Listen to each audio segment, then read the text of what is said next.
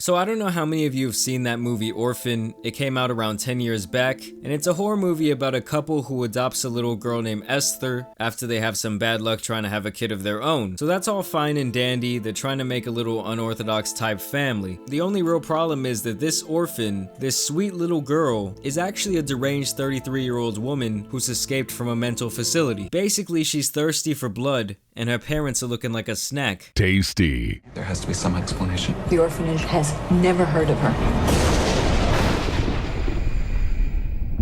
I don't think Mommy likes me very much. You know, this movie is extra frustrating because this Esther character is dropping so many hints all throughout the movie that she's a crazy and they're all just completely ignored. 9 or 33 years old, I really don't care. She starts doing any of this weird and her body is literally getting punted out of my house like a football. And so that's what Orphan's all about. And I don't know about y'all, but something about little girls being killers has always given me the creeps. That and porcelain dolls are just my weakness. Just look at those creepy eyes. And you know, sometimes when someone makes a film or a book or really any sort of piece of art like that, they really just start opening up Pandora's box and things really sometimes start to reveal themselves in real life. I guess I'm different. There's nothing wrong with being different, you know? This is an extraordinary little girl. She's very mature for her age. You seem to have made quite a connection.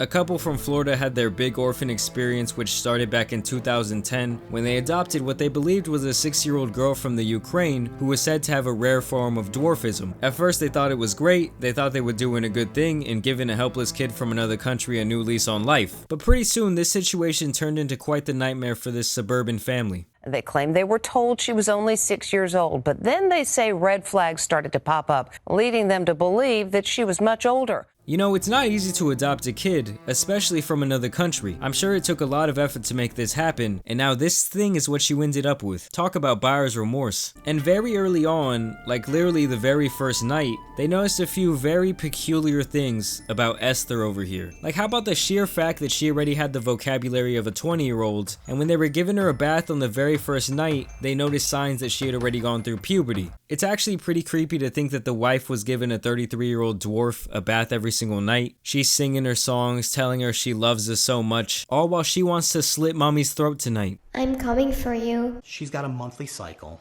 and she's hiding it. And I'm stunned.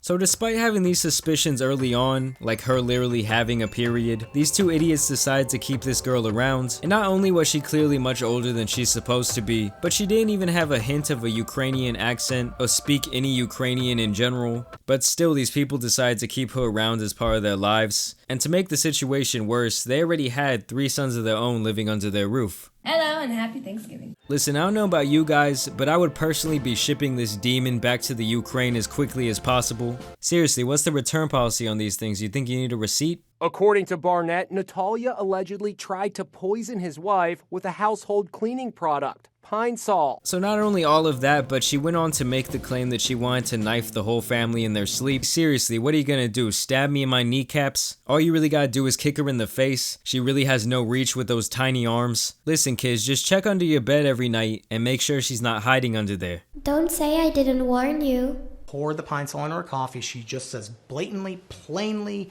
no emotion, I'm trying to kill you. I want you dead. And after this, they decided enough was enough and they ended up moving out of their house. And where did they move? To another subdivision, to another city, maybe another state? Oh no, no, no. These people finally made the move I would have made long ago. Oh, Canada. Yeah, they switched countries, all to get away from this crazy little They left Natalia to fend for herself all alone at this apartment in Lafayette, Indiana.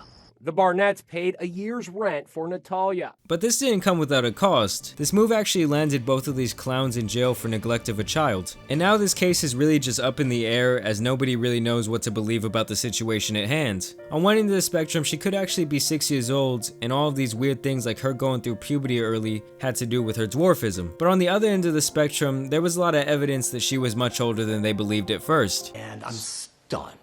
I just really don't think that the people who already have 3 kids like this would just abandon someone unless they really felt like they were putting their lives in danger. I really do feel for the family in this situation. They were really just trying to do a good thing and now this really kind of ruined their entire lives. And the whole thing is just really downright creepy to me. I'm alone and scared. I lost my mommy. But let me know what you guys think down below in the comments today. Do you think she's actually 6 years old? Do you think that she's actually gonna be a killer? Either way, I want to thank you guys for watching. Thank you for subscribing and dropping likes on the video. Please go share with your friends today. Go follow me on my social medias. That's at JAMARI Speaks. And I'm out, guys. Peace. I'm coming for you.